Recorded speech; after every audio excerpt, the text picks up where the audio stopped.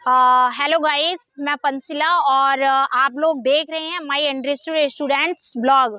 Short में इसका नाम है मेरी ब्लॉग का MUS ब्लॉग। मैं डेली रूटीन की तरह आज भी बच्चों के पास पहुंच चुकी हूं बच्चों को पढ़ाने के लिए। ठीक है, क्योंकि डेली ही पढ़ाना है, अगर पढ़ाएंगे नहीं तो इनका काम कैसे चलेगा, क्योंकि ये अच्छे स्कूलों में पढ़ नहीं सकते, इसलिए मुझे पढ़ाना आने पड़ता है यहाँ पे। क्योंकि ये भी आगे बढ़ जाए तो बहुत अच्छा रहेगा। और जब भारत का प्रत्येक बच्चा जिस दिन शिक्षित हो जाएगा उस दिन भारत का डेवलपमेंट बहुत अच्छे से हो जाएगा। मीन्स दैट फाइनेंशियल कंडीशन यहाँ की भारत की बहुत बुरी है, आप देख ही सकते हैं। महंगाई तो डेली डेली बढ़ ही रही है, तो मैं चाहती हूँ कि सारे बच्चे अच्छे से आगे बढ़ें। और मेरा एक NGO भी है BBM नाम से, बुद्धमय भारत मिशन नाम से, तो उसके तहत हम लोग यहाँ पे अभी बच्चों को पढ़ाते हैं। ठीक है, जो बच्चे बड़े बड़े स्कूलों में नहीं जा सकते हैं, झुग्गी झोपड़ियों में रहने वाले जो बच्चे हैं, उनको मैं शाम को पढ़ाने के लिए आती हूँ और उनके साथ पढ़ती भी रहती हूँ, इनको पढ़ाती रहती हूँ। और साथ में कुछ कुछ मेरी भी रिवीजन होती रहती है, छोटी छोटी चीज़ें, क्योंकि जब हम बड़े हो जाते हैं तो छोटी छोटी चीज़ें हम भूल जाते हैं, तो उनकी भी रिवीजन हमारी भी हो जाती है इनको पढ़ाने के साथ साथ। तो यहाँ पे बच्चे देखिए किस तरीके से मेरे को देख लेते हैं कि दीदी आ रही है तो तुरंत बैठ जाते हैं। इससे पहले इतना ज़्यादा शोर करते हैं कि पूछिए मत। अभी मैंने देखा कि ये बच्चे गुआवा का जो ट्री होता है, यानी अमरूद का जो पेड़ होता है, वहाँ पे गए और अमरूद भी लेके आए हैं। अभी मैं दिखाऊंगी आपको, ठीक है। और छुपा के रख लिए हैं इन लोगों ने, क्योंकि अमरूद मुझे भी बहुत अच्छा लगता है, और वो भी पेड़ से टूटा हुआ, तुरंत ताज़ा ताज़ा हो, मज़े आ जाते हैं। देखिए, और वो भी अमरूद ऐसा देखो मुझे दे दिया बड़े अच्छे से कि दीदी डांटेगी नहीं मुझे। खड़े हो जाओ, चलो स्टैंड अप। इधर देखो कैमरे की तरफ। हाँ जी, तो इस अमरूद को तुमने तोड़ा या तुम्हें किसी ने दिया? किसने दिया? आंटी। आंटी ने दिया? अच्छा, तो कौन सी आंटी ने दिया? वो जो वहाँ पे रहती है, वो जो दुकान वाली आंटी, उनके यहाँ पेड़ है, उन्हीं का पेड़ है, उन्हीं का पेड़ है ना। अच्छा, तो उन्होंने ये देखो पैरट ने खाया है, ये देखो पैरट ने जो अमरूद खा लिया है, वो अमरूद इसको दे दिया, और इसने देखो कितना मेरे साथ अन्याय किया है। देखिए, मुझे दे दिया, तोते का खाया हुआ अमरूद दे दिया है। अच्छी बात है, ये अच्छी बात है। दीदी को ऐसा अमरूद देना चाहिए? नहीं है, एकदम फ्रेश होना चाहिए था, पेड़ से तोड़ के लाते, आंटी से कहते हैं हमें दीदी को देना है, दीदी को बहुत अच्छे लगते हैं अमरूद। कोई बात नहीं है, ये तुम खा लो, ठीक है, मैं आंटी से दूसरा ले लूंगी। पकड़ो, हाँ जी, आप बैठ जाओ, लेकिन तोड़ना नहीं किसी का भी अमरूद, ठीक है। अमरूद के पेड़ से तुम लोग कोई भी बच्चे तोड़ोगे नहीं। एक्चुअली यहाँ पे मैं पढ़ाने आती हूँ, झुग्गी झोपड़ियाँ तो हैं ही, और यहाँ पे तरह तरह के पेड़ पौधे भी हैं, तो अमरूद के पेड़ भी हैं। और बारिश का मौसम चल रहा है, तो पेड़ पौधे आगे तो बढ़ते ही हैं, ग्रो करते हैं, उनकी ग्रोथ ज़्यादा होती है, क्योंकि बारिश का मौसम है इसलिए। तो अमरूद के पेड़ पे भी ढेर सारे अमरूद लगे हुए हैं। तो ये बच्चे जो हैं पढ़ने के साथ साथ, जैसे ही इन्हें फ्री टाइम थोड़ा सा मिलता है, पानी आनी पीने के लिए जाते हैं, वैसे ही अमरूद भी तोड़ लेते हैं। कभी भी तोड़ लेते हैं। तो एक दिन हमने डांट भी लगा दी थी कि अमरूद को तोड़ना नहीं है, अगर आंटी देती हैं तो ले लेना है। तो वही आंटी ने इनको दिया होगा बच्चों को, तो ये दिखा रहे हैं। देखिए, कुछ बच्चे तो यहाँ पे पढ़ रहे हैं। सत्यवीर, क्या पढ़ रहे हो? हिंदी व्याकरण। हिंदी व्याकरण पढ़ रहे हैं। हिंदी व्याकरण में क्या पढ़ रहे हो? भाषा का चैप्टर। भाषा का चैप्टर, अच्छा। तो एक बार खड़े हो जाओ, कुछ पूछते हैं। हिंदी व्याकरण में ये बच्चा भाषा का चैप्टर पढ़ रहे हैं, तो भाषा क्या होती है? भाषा क्या होती है? भाषा, हम अपनी बात दूसरों को समझाते हैं, दूसरों की बात समझते हैं, उसे भाषा कहते हैं। अच्छा, मीन्स दैट हम अपने विचार दूसरों तक पहुंचाते हैं और दूसरों के विचार हम सुनते हैं, उसी को हम क्या कहते हैं? भाषा। मीन्स दैट जो बुक में लिखा हुआ है उसको डिट्टो नहीं सुनाया इस बच्चे ने, जो मैंने समझाया अपनी लैंग्वेज में वही डिट्टो मुझे सुना दिया इस बच्चे ने। वेरी गुड, क्या बात है। सबको एक बार जय भीम नमो बुद्धाय बोलो। जय भीम नमो बुद्धाय। क्या बात है, बहुत बढ़िया। अच्छा, तुम्हें पता है बच्चे, हमारे देश के संविधान निर्माता का नाम पता है? नहीं। क्यों? हमने कल तो बताया ही था, डेली बताते हैं।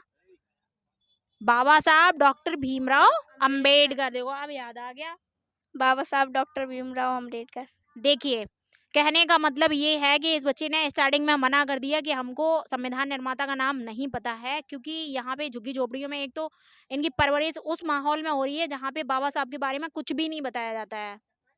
सारे भगवान के बारे में नॉलेज दी जाएगी, देवी देवताओं के बारे में नॉलेज दी जाएगी, लेकिन जिस महान इंसान ने हम लोगों को हमारे जो अधिकार दिए हर तरह के, उनके बारे में कुछ भी नहीं बताया जाता है। लेकिन मैं पढ़ाई के साथ साथ उनके बारे में बताने की कोशिश करती रहती हूँ, ठीक है, तो बताती रहूँगी आगे आने वाले समय में। और हमारे यहाँ देखिए बारिश हो गई है, नोएडा में होने लगी है। एक बार दिखाइए ऊपर, इधर दिखाइए मौसम, बादल कितनी तेजी से आ चुके हैं यहाँ पे, और बच्चे भी बारिश के मौसम में बैठे हुए हैं। बुक बंद कर लो, बैग में रख लो, अदरवाइज ये तुम्हारी भीग जाएंगी और गल जाएगा पेज इसका, ठीक है। तो बैग में पैक कर लो फिलहाल। और हाँ जी, आज मैं इस बच्चे को, किधर गया, इधर आओ ना, इस बच्चे को इसमें लिखा हुआ है चित्रों को पहचानकर उनके नाम संस्कृत तथा अंग्रेजी में लिखिए। तो उसमें एक डायग्राम बना हुआ है किसान का, तो इंग्लिश में उसको फार्मर बोलते हैं और संस्कृत में कृषकः, ठीक है। तो इस टाइप से इनको संस्कृत और अंग्रेजी में लिखा हुआ मैं पूरा कंप्लीट करवाऊंगी। फिल इन द ब्लैंक्स हैं, संस्कृत और इंग्लिश में लिखने हैं।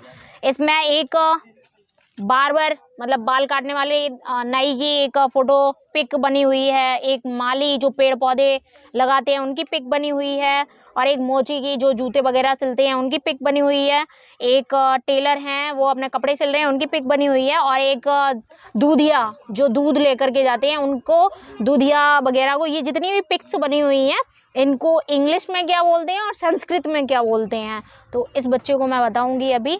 तो मैं बता दूं, उसके बाद फिर और बच्चों से मिलवाती हूँ, अदर एक्टिविटी करवाती हूँ। हाँ जी, आज हम पढ़ेंगे हिंदी व्याकरण का चैप्टर नंबर 1, उसका नाम है भाषा, इंग्लिश में बोलते हैं लैंग्वेज, ठीक है।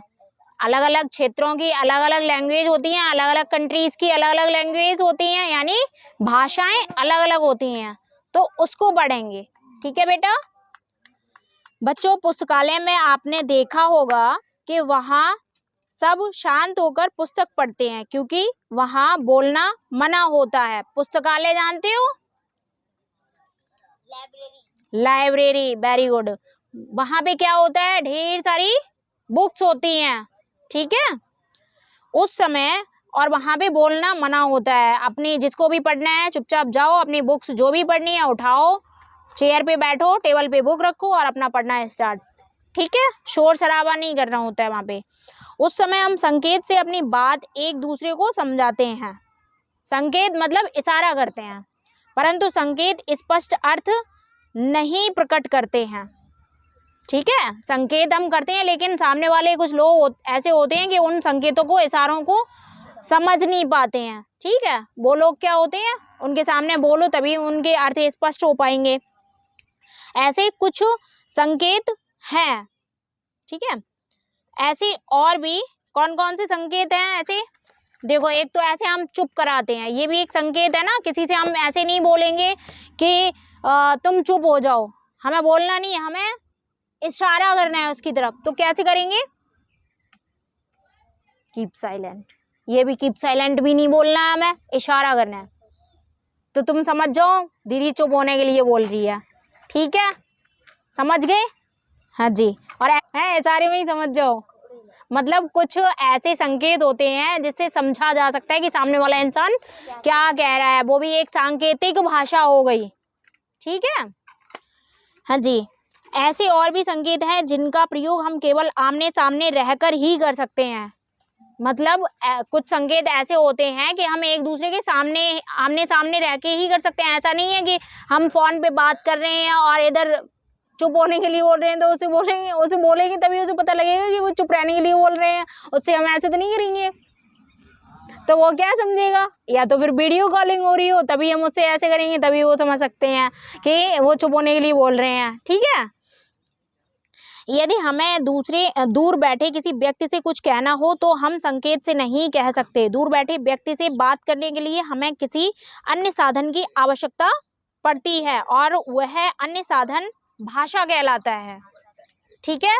यानी अगर हमसे कोई व्यक्ति, कोई प्राणी दूर है और अगर हम उससे बात करते हैं, ठीक है, तो हमें कुछ अलग साधन का उपयोग करना पड़ेगा। तो वो साधन क्या होंगे, हमें बोल के ही तो प्रकट करना पड़ेगा, हम बोलेंगे ही तो उससे, तो वही क्या है, भाषा है।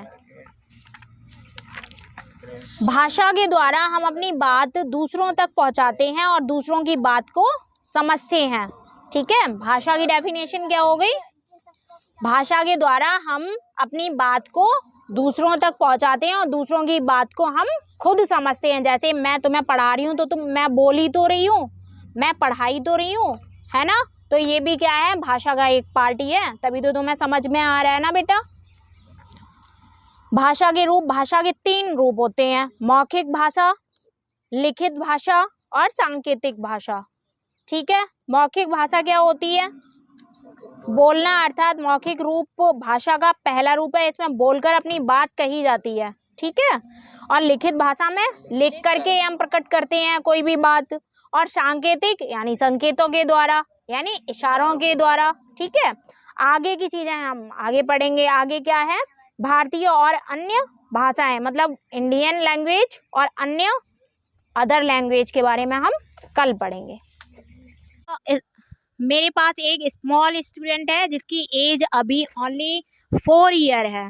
ठीक है, और वो कहीं भी स्कूल में पढ़ने के लिए आज तक नहीं गया है, मेरे पास ही पढ़ रहा है और इतनी अच्छे से उसे एक पोयम आती है, बहुत सुंदर से आती है। ठीक है, आप अब वो सुनाएगा, अभी अब मैं सुनवा रही हूँ आप लोगों को, एक बार देखिए। बेटा क्या नाम है, पहले अपना नाम बताओ। मंजेश। इनका नाम मंजेश है और इनकी एज है ओनली 4 ईयर। तो क्या सुनाओगे बेटा, एक एक कविता सुनाएंगे, ये कौन सी कविता सुनाओगे, सुनाना स्टार्ट करो। चलो चलिए भागो में अंगूर खिलाएंगे, अंगूर की टाली टूटी, चादर बिछाएंगे, चादर का कोना फटा, दर्जी बुलाएंगे, दर्जी की सुई टूटी, पुलिस बुलाएंगे, पुलिस की टोपी उतरी, तालियां बजाएंगे। क्या बात है, क्या बात है। मतलब पुलिस की टोपी उतरी तो पुलिस की टोपी उतार के फेंक दी, मतलब अच्छा है। और इन बच्चों को, इस तरह के बच्चों को मैं आगे बढ़ा रही हूँ और मैं चाहती हूँ कि यदि आप लोग भी इस तरीके के बच्चों को और इन बच्चों को आगे बढ़ाना चाहते हैं तो हमसे जुड़िए, हमारे एनजीओ से जुड़िए, बुद्धमय भारत मिशन बीबीएम नाम का हमारा एनजीओ है, उससे जुड़िए। जो भी लोग स्टेशनरी का सामान वगैरह जो भी हेल्प कर सकते हैं इन बच्चों की, आप लोग कीजिए। आप लोगों से हमें उम्मीद है कि अगर आप हमारे एनजीओ से जुड़ेंगे तो हम इन बच्चों को काफ़ी आगे तक ले जा पाएंगे, इनकी पढ़ाई भी हम अच्छे से करवा पाएंगे। So very very thank you.